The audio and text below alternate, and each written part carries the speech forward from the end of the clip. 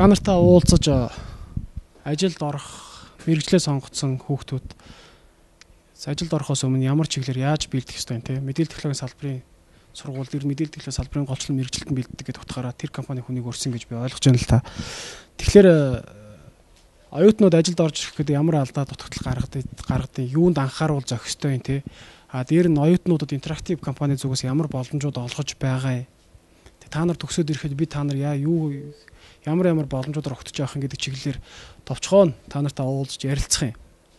За үүнээс өмнө би хаанаас ямар байгууллагаас ирснээ товчхон танилцуулах ёстой бөгөөд үүнийгээ видео хэлбэрээр бэлдүүлсэн байгаа. Тэгэхээр одоо нэг 10 минутын видео танилцчаад тэгээд дараа нь хэдүүлээ танилцуулга орох уу тийм үү? За. Захим засаглалын шийдэл нийлүүлэгч интерактив компани. Алсын хараа. Захим засгийн болон захим бизнесийн шийдлийг дэлхийн түвшинд боловсруулах. Эрхэм зорилго. Үргэлж шинийг эрэлхийлж, чамрыг эрхэмлэн харилцагчдынхаа бүтээмжийг дээшлүүлж, зорилгодоо хүрэхэд тань туслана. Үйл зүйл. Ажилтан бид хувь хүний хөгжил, өсөн дэмжих боломжийг дэмжинэ. Харилцагч бид харилцагчдынхаа итгэлтэй хамтрагч байхын төлөө ажиллана. Технологи бид банкын инновацаар дамжуулан шинэ үн цэнийг бий болгоно. Нэр хүнд бид хөрөнгөлүүлсэн туршлага дээр бий болсон нэр хүндийг өргөлж өндөрт өргөнө. Процесс бид аливаа үйл ажиллагааг процессын дагуу хэрэгжүүлэх хандлагыг баримтлана. Чанар бид чанарыг эрхэмлэн ажиллана. Ажиллах орчин бид тав тухтай орчинд нэгэн зорилгын дор нэгдэн ажиллах нэг гэр бүл. Үйлдвэрлэл бид байгаль торгуу шийдлийг боловсруулна. Компани тухай. Интерактив компани анх 1996 онд байгуулагдаж програм хангамж боловсруулах, мэдээллийн системийн цогц шийдлийг зах зээлд нийлүүлэх чиглэлээр ажиллаж эхэлсэн бөгөөд өдгөө төр олон нийт бизнесийн салбарт өөрийн бүтээгдэхүүн үйлчилгээгээр танигдж чадсан. Монголын мэдээллийн технологийн шилдэг компаниудын нэг болж хөгжиж байна. Үүсэн байгуулагдсан цагаас хойш чанартай бүтээгдэхүүн үйлчилгээгээр мэдээллийн технологийн салбарт үндэсний нүүр царай болох хэдийн зорилт тавин ажиллаж эхэлсэн юм аа. Түүхэн замнал 1997 онд компани анхны бүтээгдэхүүн болох санхүү нэгтлэн бодох бүртгэлийн системийг боловсруулан гаргасан. Энэ компани төдийгүй Монголын хамгийн анхны санхүү нэгтлэн бодох бүртгэлийн систем болсон юм. Энэхүү системээ цаашид эрчимтэй сайжруулан хөгжүүлсээр 2007 онд бизнесийн байгууллага зориулсан анхны цогц систем болох Interactive Diamond ERP боловсруулан гаргасан. 2005 оноос засгийн газрын мэдээллийн системийн зарим төслүүдийг хэрэгжүүлж эхэлсэн бөгөөд улмаар 2008 он засгийн газрын шийдэл нийлүүлэх чиглэлээр мэргэжиж ажиллах үүднээс нэгтлэн бодох бүртгэлийн програм хангамж хөгжүүлэх эрхээ шинэ компани байгуулан шилжүүлж үйл ажиллагаагаа салгасан. Үйл ажиллагаа. Интерактив мэдээллийн технологийн өвгөн компанийн хувьд хөрөнгөлүүлсэн туршлага дээр үндэслэн програм хангамж мэдээллийн систем боловсруулах өөрийн аргачлалтай компани байлаа. Сүүлийн жилүүдэд тус компани нь програм хангамж боловсруулахаас гадна үндэсний хэмжээний мэдээллийн технологийн томоохон төсөлд бүрүүлэг амжилттай хэрэгжүүлж ирсэн бөгөөд системийн интеграц, мэдээллийн системийн нэгдсэн шийдэл нийлүүлэх, зөвлөх үйлчилгээний чиглэлээр эрчимтэй хөгжиж байна. Үнэнөөс манай мэргэжилтнүүд төслийн менежмент, чанарын удирдлага, програм хангамж, мэдээллийн систем, бизнесийн удирдлага, санхүүгийн мэргэжил эзэмшсэн 3-аас 20 жилийн ажлын туршлагатай гар сэтгэл нийлсэн хамт олон бөгөөд үйл ажиллагааны цаг хүрээ өргөжхийн хэрээр шин зураг боловсон хүчнээр хүний нөөцөө байгуулсан байна. Манай компани ажилтан бүр байгууллагынхаас ашгүй нэгэн хэсэг бөгөөд өөрийн эдлэг чадвараа бүрэн дайчилж компани хөгжилд хойномроо оруулах ингэснээр эргээд тухайн ажилтан компани ашиг орлогоос хөв хүртэх ёстой хэмээн үздэг нь манай компани өнөөдрийн түвшинд хүртэл хөгжихөд хүргэсэн гол түлхүүц юм аа. Чанарын тогтолцоо томоохон төслүүдийг хэрэгжүүлэх явцад тулгарсан бэрхшээл, хөрөнгөлүүлсэн туршлага дээр үндэслэн компани үйл ажиллагааг улам бүр үр дүнтэй, оновчтой зохион байгуулах, бүтээгдэхүүн үйлчилгээг өндөр түвшинд байлгахын тулд олон улсын чанарын удирдлагын тогтолцоо ISO 9001, 2008 стандартыг үйл ажиллагаанд амжилттай нэвтрүүлсэн Монголын програм хангамжийн салбарын анхны компани болсон юм.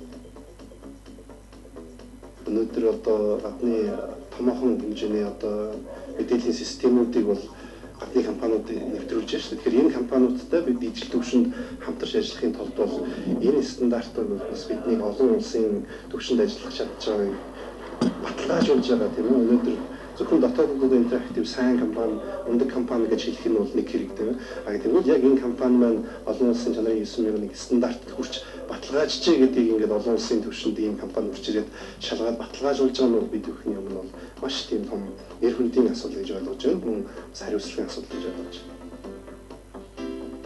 Манай арга зүй бид хэрэглэгчийн хэрэгцээ шаардлагыг дахин давтах, цикл маягаар судлах, бизнес модуль болон түүний бүтэц хэсгүүдэд нэмэлт болон давтамжид дүн шинжилгээ загвар гаргах, сүүлийн технологиг ашиглан програм боловсруулах, програм хангамжийг RIP, Agile Scrum аргачлалаар хөгжүүлэх, хэрэглэгчтэй харилцах цонх, бизнес логик болон мэдээлэлд хандах логикийг салган програм хангамжийг өргөн боломжтой болгох, олон давхаргал буюу интерьер архитектур ашиглах.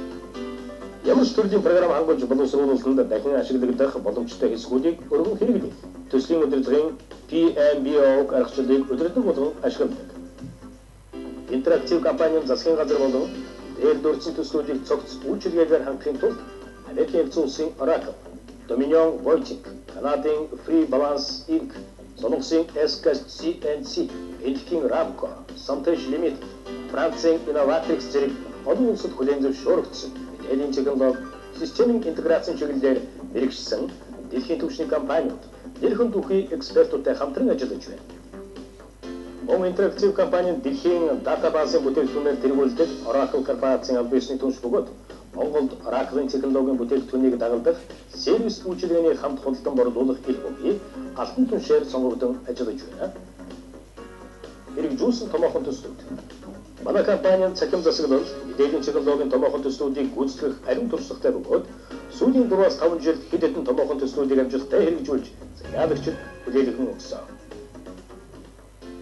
2005 онд хүний нөөцийн удирдлага мэдээллийн систем манай индексжүүлсэн даатгал 2006 онд эрх зүйн мэдээллийн систем засгийн газрын худалдан авах ажиллагааны портал 2007 онд санхүүгийн тайлан балансын систем 2008 онд сонгогчийн нэрсийн жигсаалтыг хянан шалгах систем zip кодын систем 2009 онд бүртгэлийн нэгдсэн тогтвол зооны зөвлөх үйлчилгээ төсвийн төлөвлөлтийн систем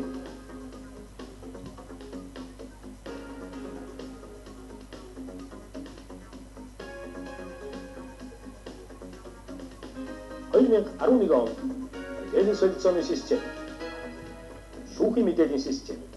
Интерактивын компани ажилтнуудтай бол хамтарсан ажлын хэсэг байгуулад энэ софтверыг боловсруулах ажлыг болгосон.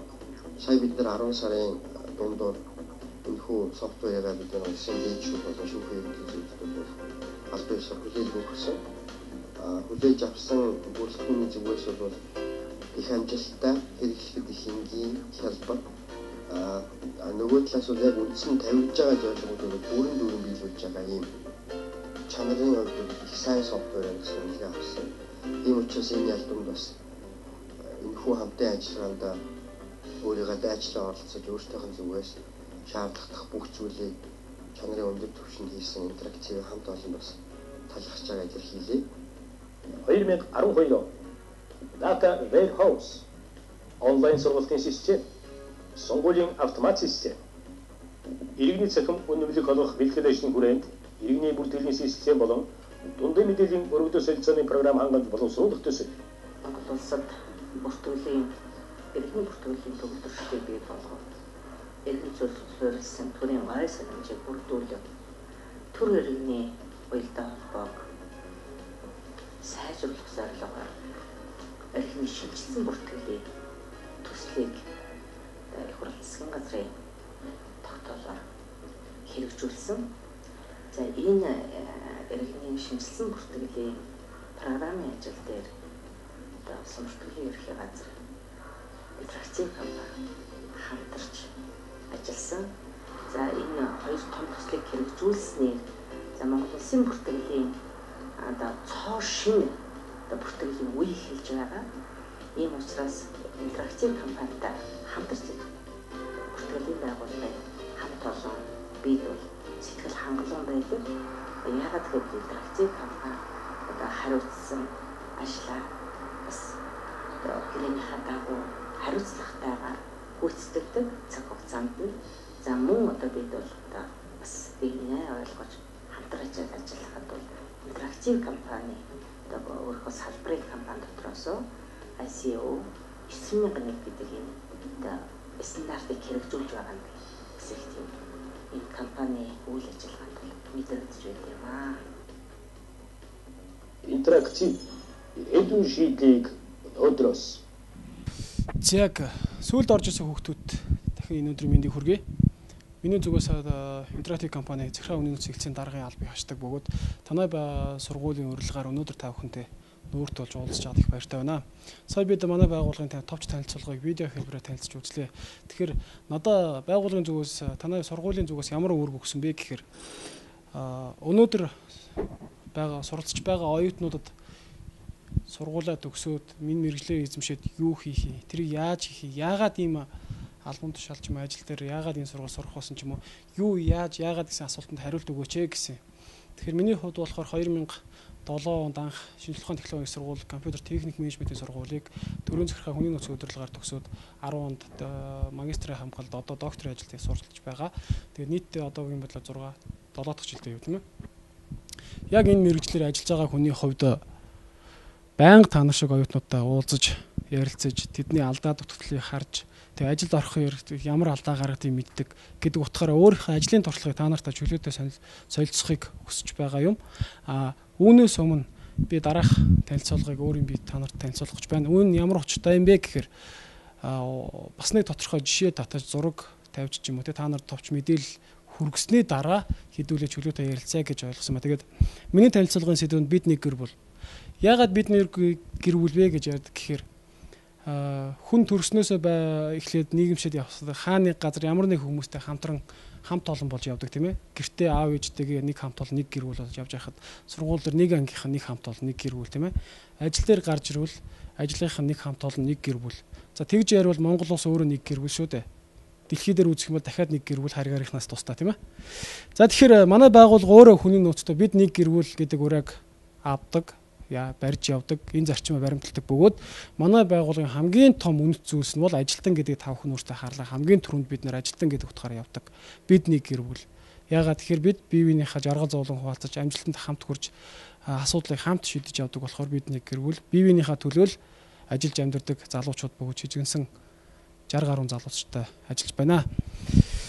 За тэгэд би түрүүнд дурдсан юг яагаад гэдэг асуултанд би та нарт хариулт өгөх гэж хичээнэ. Тэгэд энэ бол ерөнхийдөө албан гэдгээс утгаараа биш, албанд бус утгаараа та нарт энэ танилцуулгыг бэлдсэн. За тэгээд үүнээс өмнө байгууллагын хамт олонныхаа талаар товчхон дурддаг. Би түрүүхэн хэлсэн шижигэнсэн 60 гаруй залуучууд бид нэг хамт олон нэг гэр бүл болж ажилладаг гэд. Үүний нийт ажилтнуудын маань 50-аас илүү хувь нь програм зохиогч, IT-ийн чиглэлийн мэрэгчлэнүүд та нартай яг адилхан сургуулиуд төгсөөд манайд орж ирэл чадварчаал мэрэгшээд одоо байгууллагынхаа чадварлаг болсон хүчтэй нэг болсон чадвартай залуучууд байг Монголын ирээдүйн залуучууд байгаа. Дэрний нэгэнд та нар ч гэсэн би итгэлтэй байна. За дараагийн нэг асуудал болохоор бид нэг гэр бүл гэж ярихаар бидний гэр гэдэг асуудал яригдах хэрэгтэй байдаг тийм ээ. Бид өөрийнхөө ажлын байрыг өөрийнхөө гэр шигээ үздэг. Энэ бол та нарт ч гэсэн байх шиг байна. Би өөрийнхөө нүдээр харлаа. Орж ирэхэд гутлаа тайлаад орж ин гэдэг бол маш том гоё соёл. Тэрийг би өөрөө мэдэр зогч. Өдөржингөө хүл ядраад гутлаа тайлахгүй яваад би сая хүлээ тайлчаад бас амраад байна л та. Энэ бол гоё санаа байна. Тэгээд энийг бас би та нараа санаа аваад магадгүй дахиж хэрэгжүүлэхийг хүснэ. За дараагийн асуудал маань болохоор бид ер нь юу хийдэг вэ? Мэдээж ажиллаа хийдэг тийм ээ. Олгогдсон үүрэг даалгавраа хийдэг. Тэрнээс гадна хүн болгоны чөлөөт цаг нь үн цэнтэй байх ёстой. Тэрийг зөв зохистой өнгөрөөх нь бидний үүрэг байдаг. Ном унших уу, тоглох уу. За зарим залуучууд маань болохоор ажлын цаг дуусгангууд гарч ичингуудаа за ганц пив уучий гэдэг ч юм уу те.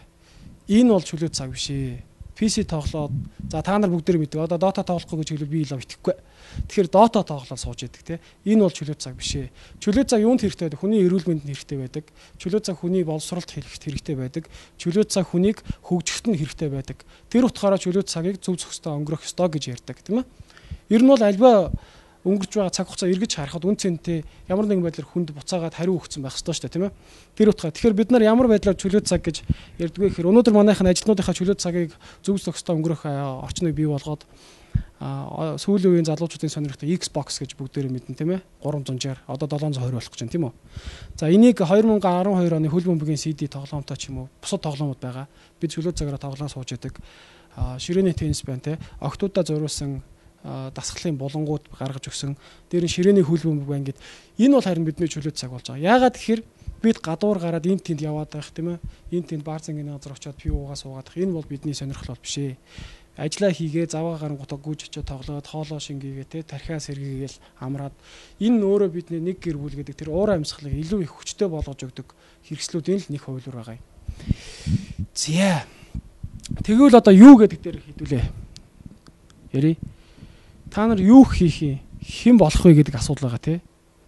За энэ асуудал бол мэдээж хүн болгоны толгой. Би бол та нарыг 10 жилийнхаа сургуулийг төгсөөд оюутан болж амьдралынхаа анхны алхмыг хийхдээ та нар хэн болох, юу хийхээ сонгоцоо нэг зарим нь хүний нөөцийн мэрэгчлэнүүд болох гэж ингэж ойлгож байна. Зарим нь мундаг программистууд болох гэж ингэж ойлгож байна. Зарим нь шилдэг удирдагч нар болох гэж ингэж ойлгож байна, тийм ээ. Тэгэхээр та нар бол юу хийх вэ гэдэг бас ерөнхийдөө уучлаад сонгоод ирээдүйгөө бол төлөвлөсөн байгаа. Харин тэрийг яаж хийх вэ гэдгийг би та нарт өөрийнхөө туршлагаасаа хуваалцах тийм бодолтой байгаа. За тэгвэл яаж хийх вэ? Яаж хийх вэ гэдэг нь ойлгомжтой тийм ээ. Та нар одоо программист болон гүйл програм зохиогч болохын тулд ажилд ороод яаж хийх вэ тэр ажлыг? За тэр ажлыг хэн зааж сургаж өгөх үү гэдэг асуудлууд яригдана. Энэ бол угаасаа ойлгомжтой. Та нар бүгдөө төгсөөд шууд очиод код бичээд мундаг программист болоод явах чадахгүй. Шууд очиод хүний нөөцийн мундаг мэрэгчлэн болж чадахгүй. Ягаад гэвэл би ч гэсэн тийм байсан. Манайд байгаа бүх чадвартай хүмүүс бүгд тийм байсан. Хүн төрхтэй бүгдөө мундаг төрдөг нь ойлгомжтой тийм ээ. Харин хөгжөөд өөрийгөө хөгжүүлээд тууштай ихийг сурж ихийг мэдж ирмэлцсэний үндсэн дээр хүн их мундаг болдог. Гэхдээ би мундаг болчлоо гэж бодохын зур аль хэдийн доош нь буцаад муу болчлоо гэд ярьдаг тийм ээ. Энийг бол би одоо нэрийг санахгүй нэг алдарт нь хэлсэн байдаг. Та өөрийгөө мундаг болсон гэж бодоод аль хэдийн муу болсон байгаа шүү гэж. Тэгэхээр хизээч мундаг болсон гэж бодож болохгүй. Хизээч төгс хүн гэж байдаггүй. Харин төгсөрж байгаа, хөгжиж байгаа хүн гэж бол байдаг тийм ээ. За тэгэхээр өнөөдөр оюутнууд ямар асуудал, ямар алдаа гаргадаг вэ гэхээр сургуулаа төгсөөд ирэнгуутаа анкет бөглөдөг л дөө. Анкет бөглөлт анкетийн хамгийн дээдлэлт нь таны хүсч буй цайлан гэж бид нар тавьчихдаг тийм ээ. Энэ болохоор бүх байгууллага жишг байдаг. За тэгэнгуутаа төгсөж байгаа оюутан маань болохоор 2 сая, 3 сая гэж тавьчихдаг л да. Ихэнхдээ 2 сая гэж тавьчихдаг. Өнөөдөр Монголын зах зээлд тийм цайлан байгаа юу гэвэл байгаа. Гэхдээ ямар тохиолдолд олгож ийн гэдэг нь бас сонио шүү дээ тийм ээ. Ажил нь туршлагатай байх хэрэгтэй, чадвартай байх хэрэгтэй, тэр төвчнүүдийг хангаж явах хэрэгтэй гэдэг. Тэгэхээр энэ дэр бол оюутнуудын гаргаад байгаа ганц л алдаа байдаг. Цалин хэмжээ тавьж болно, өөрийгөө үнэлж байгаа нь өөртөө ихтэй болгон зөв, тий? Гэхдээ өнөөдөр байгууллагууд юу авах уу гэж ярих хүнээсээ илүү би юу хийж чадах уу гэдгийг харуулт хүнд илүү дуртай байдаг. Юу гэсэн үг вэ гэхээр би тэдэн төгрөгийн цалин авмаар байна гэж ярихаас илүү би ийм технологи өдр чаддаг, би ийм хийцэн, би энийг харуулж үзүүлмээр байна. Тэгвэл надад та нар хэдэн төгрөгийн цалин өгөх вэ гэж ярьдаг хүнд илүү дуртай байдаг. Би хүний нөөцийн чиглэлээр ийм бүтээлүүдийг төрүүлсэнтэй би танай байгууллагын хүний нөөцийн асуудлыг ингэж шийдэж өгмөр байна. Ингэж хамт нэг баг болж ажилламаар байна. Ийм хиймээр байна. Би урд нь ингэж хийж исэн гэдэг хүнийг сонирхно гэсэн үг. Тэрнээс би цай төгрөгийн цалин авмаар байна. Өгөх юм уу байх юм байхгүй юм. Хоолны унаа байгаа мөнгө байгаа юм. Унааны мөнгө байгаа юм уу? Өдөрт нэг 2-удаас 3-удаа тарг өгд юм уугүй юм гэд. Ингээд гэдгийг суучдаг хүүхдүүд байдаг л да. Болно. Болохгүй гэж би хэлээгүй шүү. Болно. Хүн өөрийгөө зөв үнэлээд харин боддоо үнэлэх ёстой. За энэ асуудал бол оюутнуудын яаж гэдэг дээр гаргадаг хамгийн том алдаа байдаг. Хаана очсон ч гэсэн.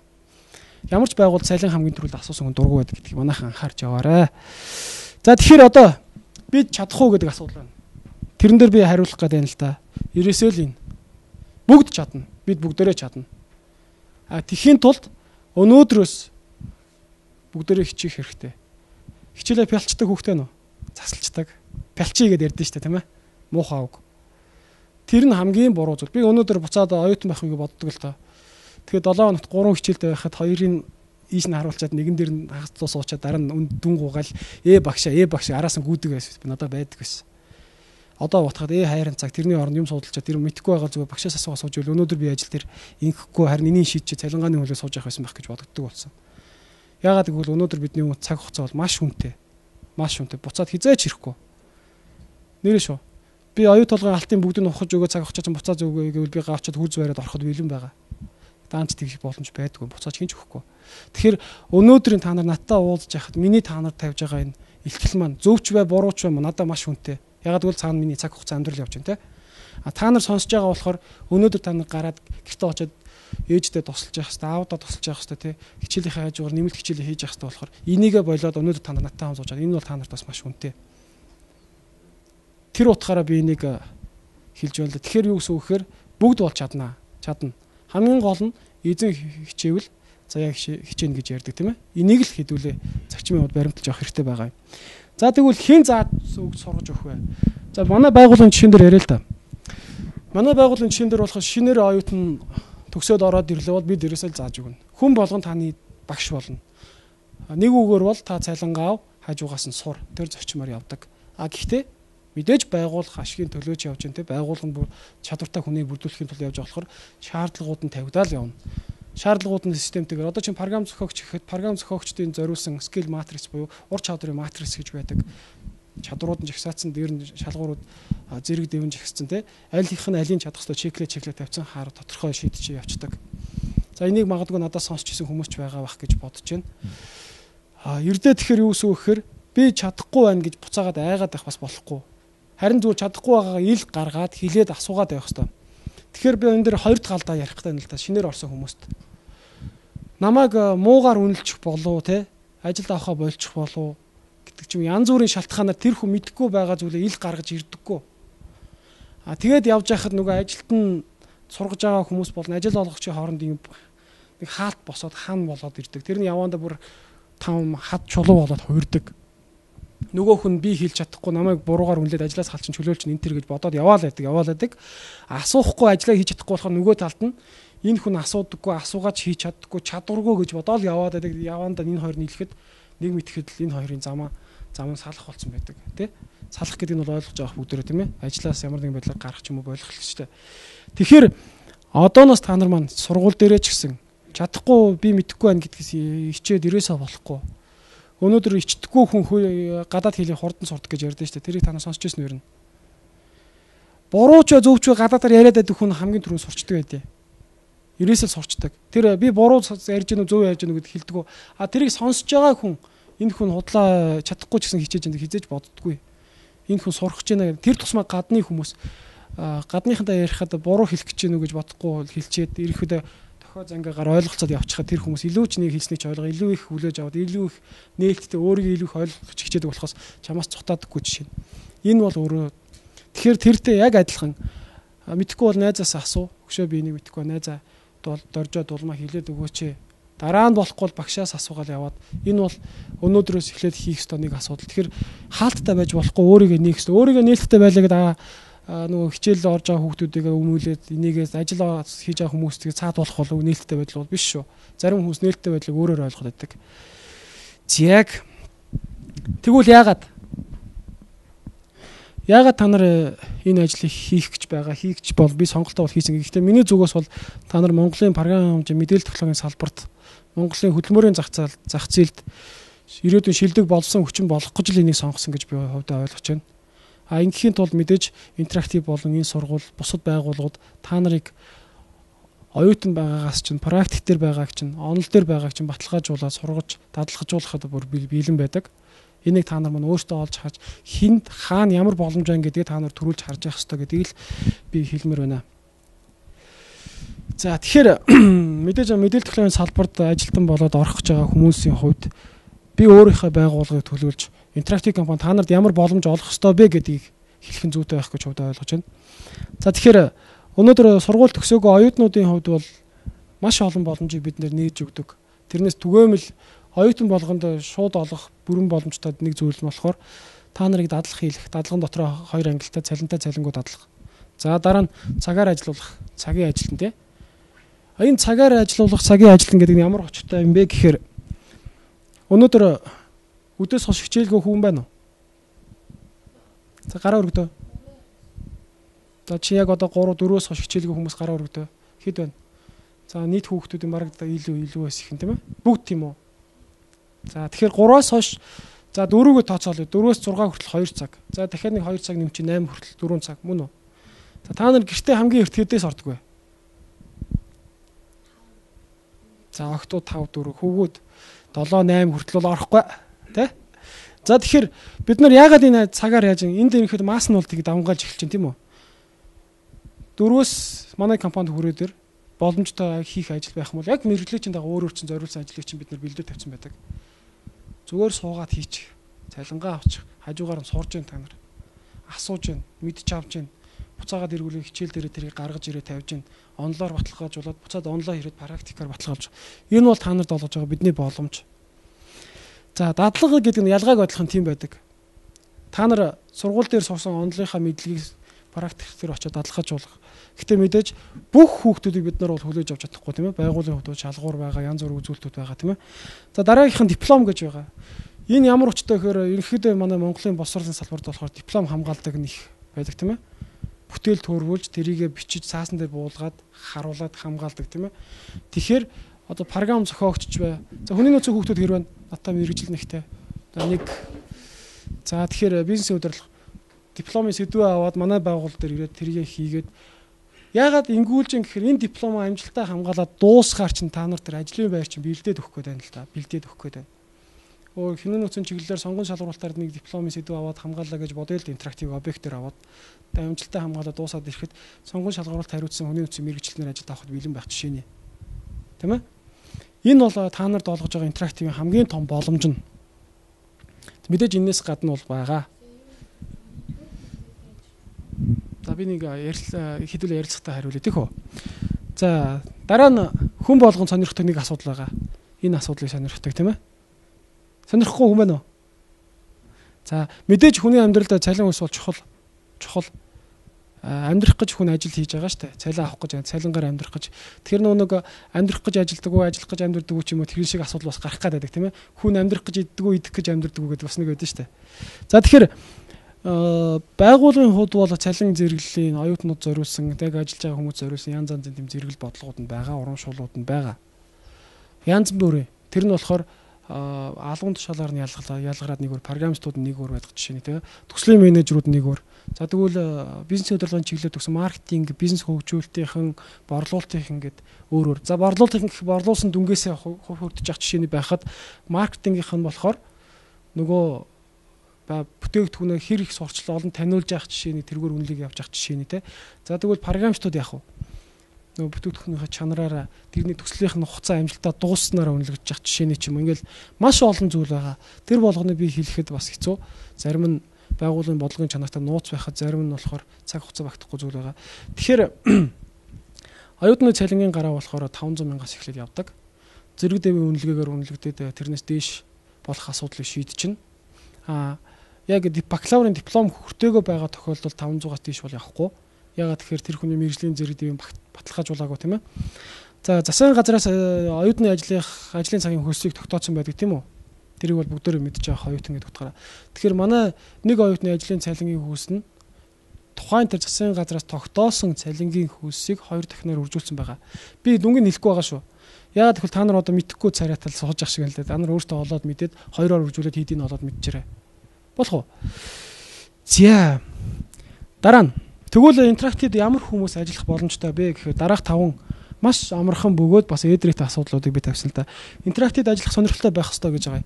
Яагаад ингэж юм гэхээр зарим нэг хүмүүс анкет бөглөхөр за нэг ажлын зар гарцсан байна. Би анкет бөглөж юм яаж мэдгүй орчих уу гэж бөглөдөг. Тэр нь илт харагддаг анкет бөглөхөд. Бид хизээч тийм хүнийг ажилд авахгүй. Яагаад гэж хаана орохоо, юу хийхээ, хэдэн дөрвөн цалин авахаа амьдралаа төлөө хүн хизээж амжилт гарахгүй.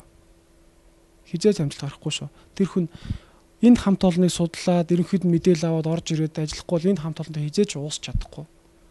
Тэ? Тэр утгаараа та нар хоолнд ороход хамгийн түрүү меню хардаг үстэй. Ядаж гонцонд ороход самбар дээр бичдэг бантуу тэд, бууз тэд тийм ээ. Харж агаад мөнгөнийхөө хэмжээгээр боломжоор ходоодныхаа багтаамжаар авдаг үстэй. Тэгэхээр ажилд орох гэдэг хүний амьдрал бас нэг том шалгуур бөгөөд хүний амьдрал бас нэг том нөлөөлөх хүч хэсэг шүү дээ. Үе шаттай. Юу гэж хэлмээр юм да би бас сайн хэлж чадахгүй юм л да. Тэгэхээр чухал хэсэг гэх юм уу да. Тэгэхээр тэрэнд нь маш сайн төлөвлөд үгүй ядаж тэг зургатаар зөндөл хардаг л да. Ийм байгууллага цалингаа авахгүй яагаад нь юу яадаг ч хэлээд зөндөл асуудал яригадаад байдаг. Тэрийг хүртэл хүн тооцоолж явах хэрэгтэй. Миний амьдралд хэр их өгөөжтэй нэ би анд ороод би ийм юм хийж өгч чадна харин надаа юу өгөх юм бол харин тодорхой хугацааны дараа би хэр зэрэг чадварлаг болсон байх юм бол энтэй хамт ажиллаад энэ компани хамт олонтой тий тэрийг бодоагүй тохиолдол хизээч боломжгүй. Тэгэхээр интерактив хамгийн түрүүнд энийг хардаг. За дараагийн зүйл болохоор өөртөө итгэлтэй байх хэрэгтэй. Тэгэхээр хамгийн эхний сонгон шалгуулалтын бо саяны үзүүлэлтийг өөртөө тэр шалгуурыг тавиад орж ирээгүй хүнд хизээч өөртөө итгэл байдгүй.